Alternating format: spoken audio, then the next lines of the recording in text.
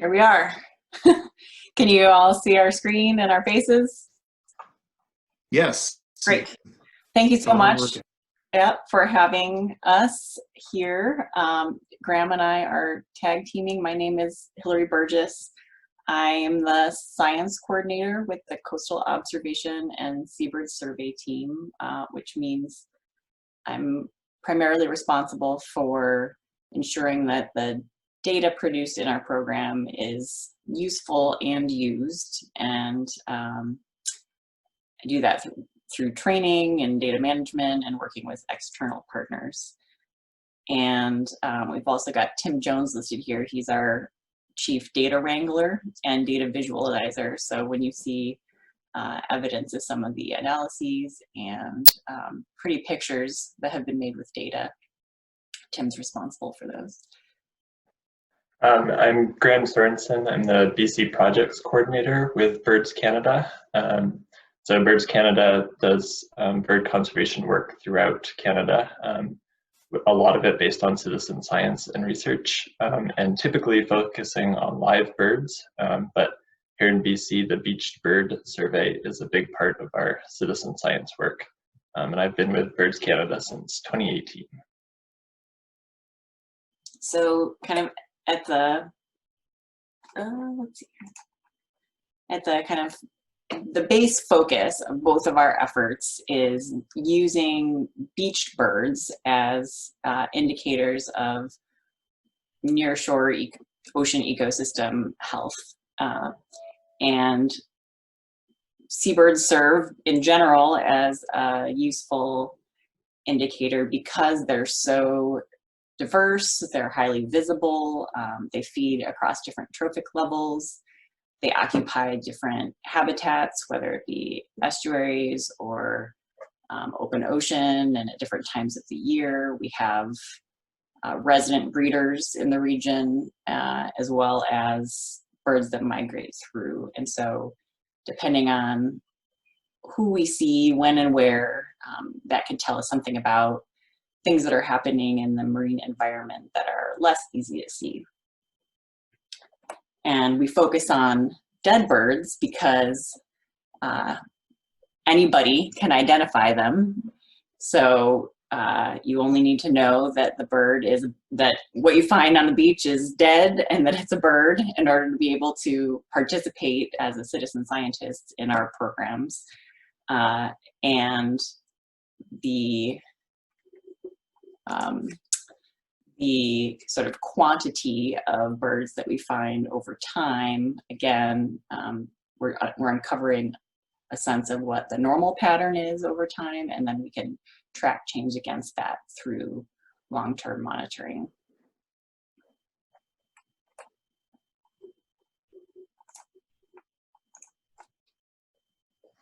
All right, so just some history about the relationship between COAST and the BC Beached Bird Survey. So in the 80s, Alan Berger from the University of Victoria began the Beached Bird Surveys in British Columbia. And he really ramped up this program in 1988 following the Nestucca oil spill that happened in Washington. And at that time, he saw a real need for baseline oiling and mortality monitoring of seabirds.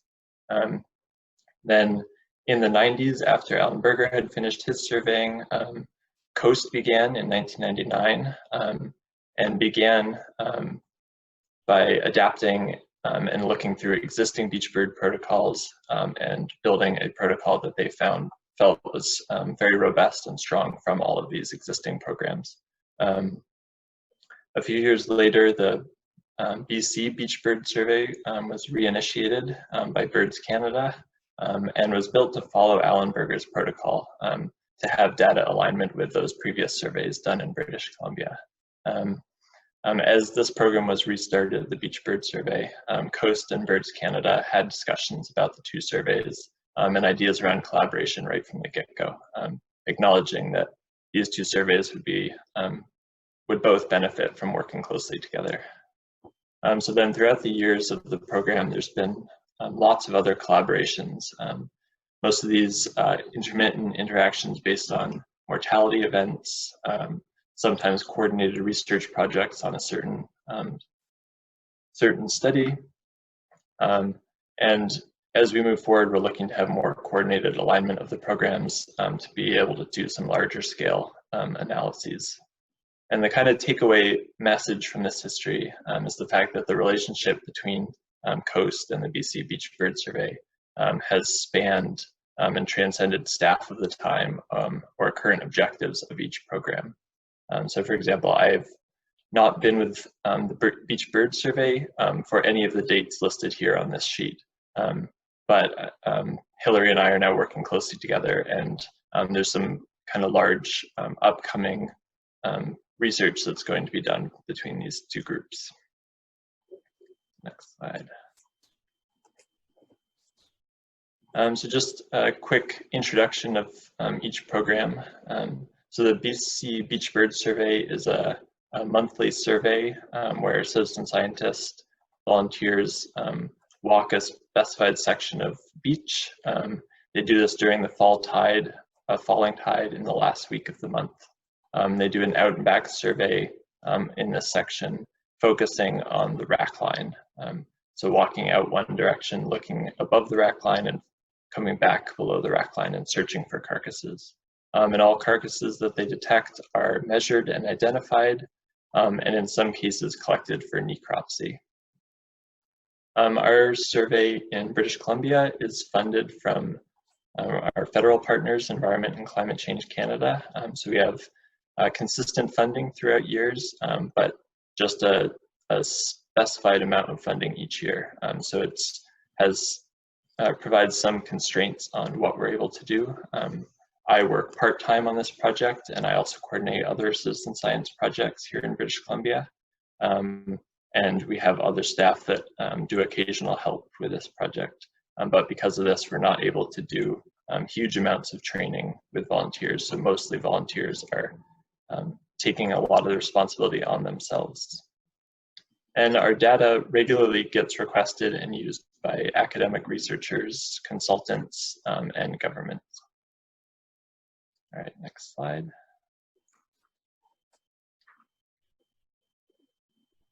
So in British Columbia, because of where urban centers are and most of the population is, we have really good survey coverage throughout the Salish Sea.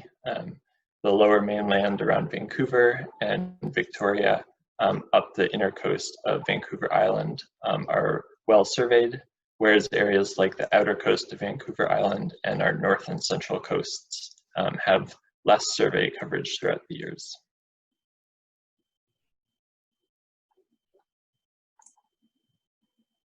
So to give you a little bit of background on COAST, so distinct from BCBBS, which is an NGO, we are based at the University of Washington, so situated in academia in the Parrish Lab. So the program was started by Julia Parrish in the late 90s. And we're primarily grant and contract funded. So instead of having sort of a baseline funding stream, we're kind of always on the chase. And so that's kind of interesting to think about the sort of different structural and fiscal models that the two programs have. But each thus far has been able to maintain longevity for a couple of decades at this point. We also field data requests from government, other academics, and NGOs. And the basic protocol is quite similar, although COAST was developed with some additional goals looking at things like carcass freshness and ensuring independent verification ability through photographs of each carcass. But at the kind of base level, the core main focus, which is establishing an understanding of carcasses over a known length of beach. The two programs are fully aligned and the data can be compared and combined in order to look at larger patterns over the region. And here's sort of a a snapshot of where coast is in the world. So as you can see on the left-hand side, we reached all the way up to Utqiagvik, Alaska, and down into Mendocino, California.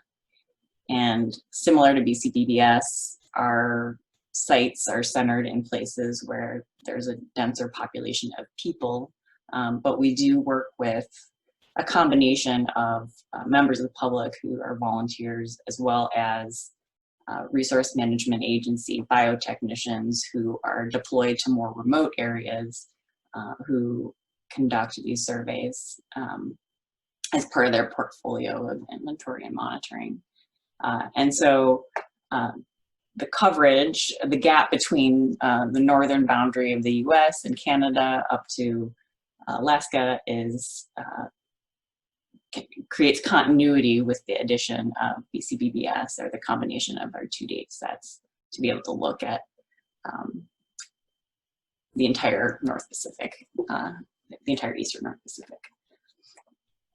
And the dots in blue are currently covered sites, and then the dots in green are sites that are, I think it's vice versa. No, dots in blue are currently covered sites, and dots in green have historically been covered and are currently available. So if you're sitting out there thinking, man, I want an excuse to get on the beach, this map is on our website, and you can reach out to us about adopting a green beach for beach bird, or marine debris monitoring is also a module that we have. So the types of collaborations over the years have spanned a variety of different areas. So there have been science-oriented products and projects, so specific analyses that we've partnered on.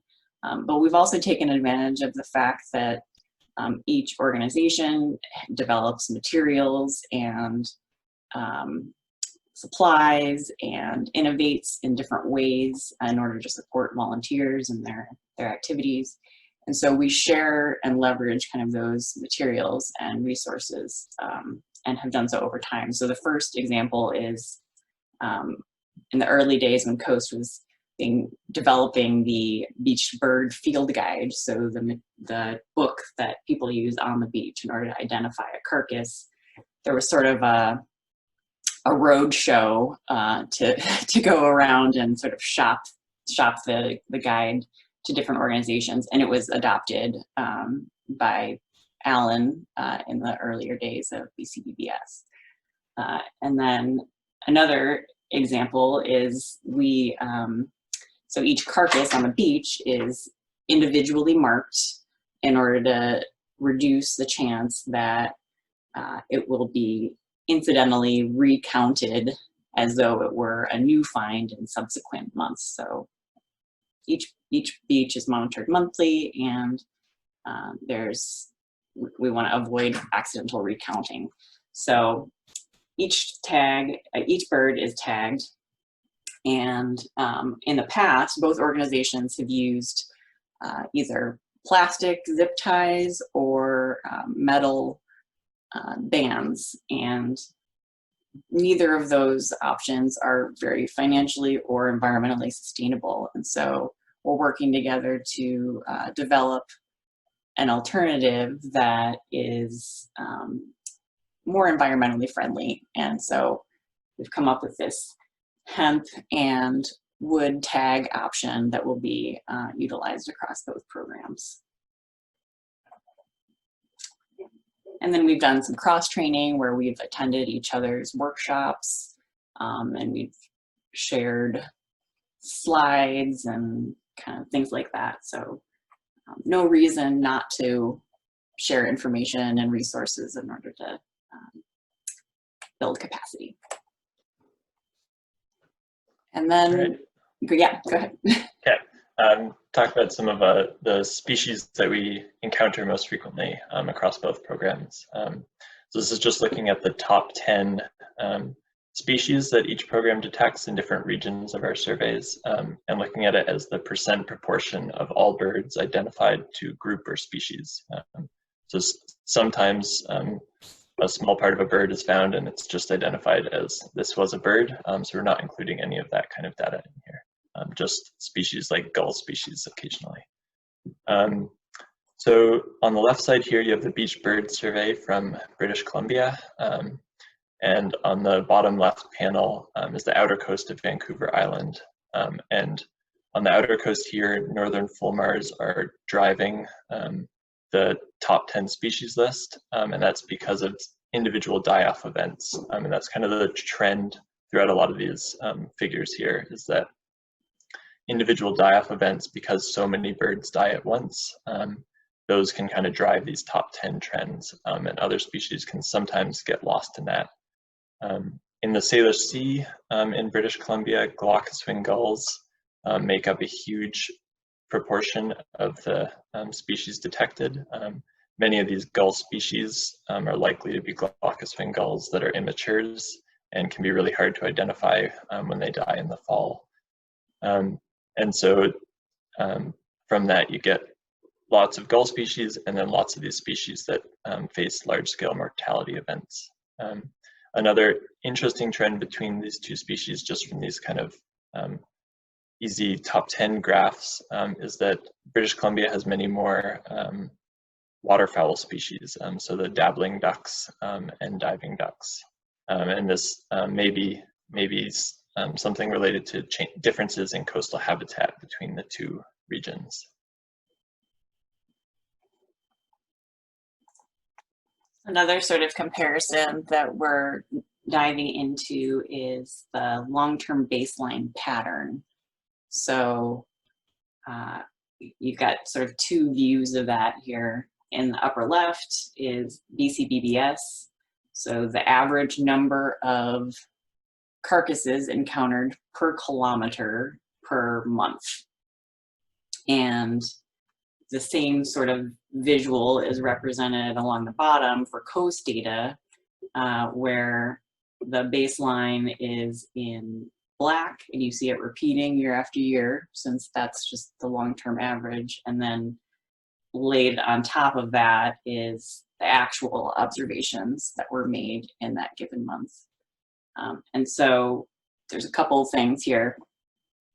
One is that our baseline pattern, the annual general cyclical signal of birds encountered on beaches, is really well aligned. So the things that are driving bird mortality over the normal course of a year are, we're the same ecosystem.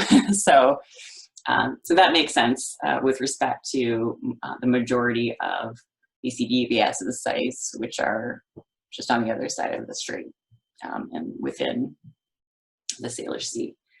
And the other thing that you get from this is that we can detect change against the long-term baseline. So we can tell if what's happening in a given month is normal or not.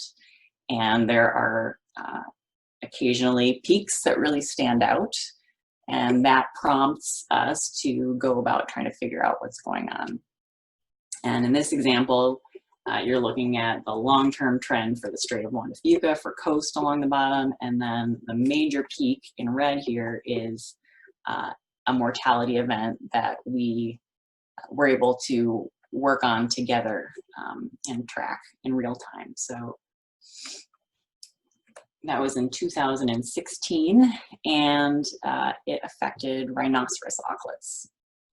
So starting in May of that year, we got an email from Graham's predecessor saying that they were starting to hear word of an unusual number of rhinoceros auklets washing up on Vancouver Island.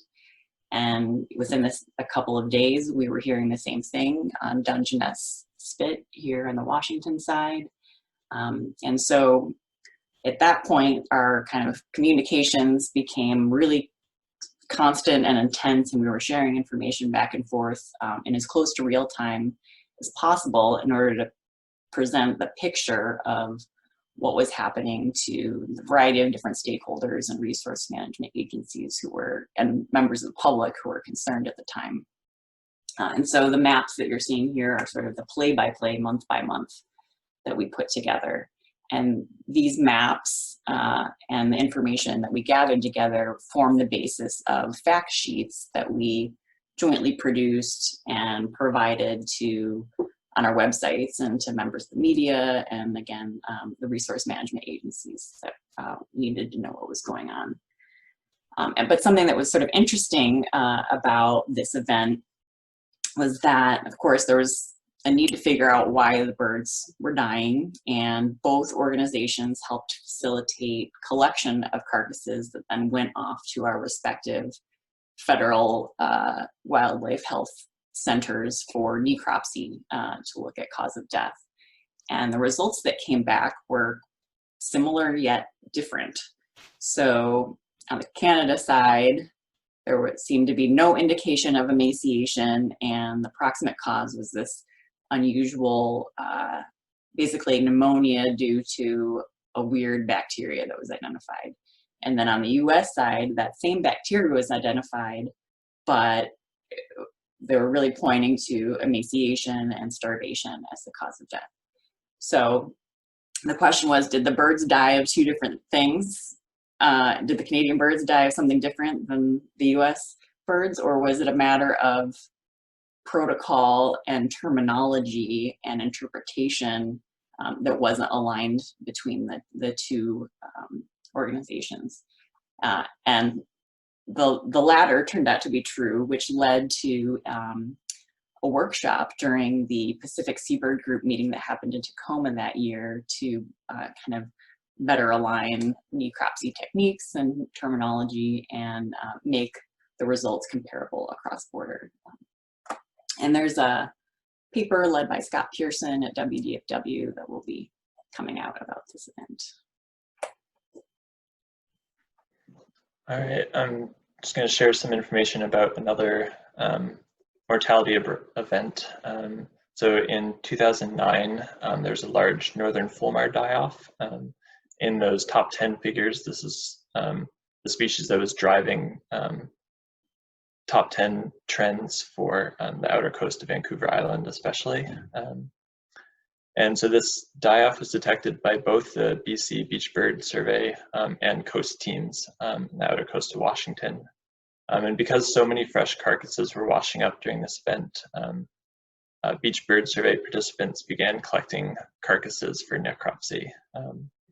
And from the collective memory of the two programs, there's trouble on the US side getting the permits to collect carcasses right away at the time. But some of Coast's partner organizations were able to step in and help collect Washington carcasses to be part of this analysis. So those were University of Puget Sound and the Wildlife Center of the North Coast. And so in all, 67 carcasses were able to be collected and necropsied, and large amounts of plastic were detected in most individuals. And so the data showed really high amounts of user plastic, so not industrial waste, but plastic from individuals, and really similar plastic levels across the region, pointing to a really widespread, even pollution of plastic in our region. So some interesting results that were able to come from collaboration and show that issues like plastic pollution, especially with species like northern fulmar that are wide-ranging, spread across borders and can be kind of tackled in a research sense across border by these programs.